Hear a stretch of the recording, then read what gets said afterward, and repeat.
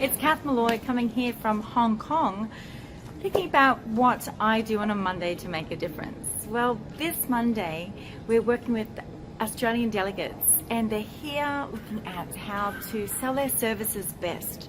So what we understand is, being really emotionally intelligent as well as culturally aware can truly make the difference to your sales.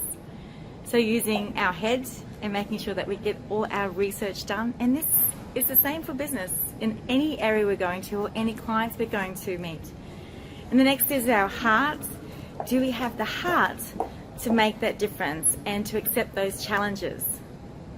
And once again, we need that in business and life as well.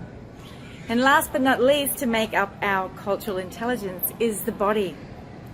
Are we happy to move our body the right way to create influence in those win-win situations? So this Monday, make a difference. Use your head, your heart, and your body for your business and your life. Speak soon. Bye for now.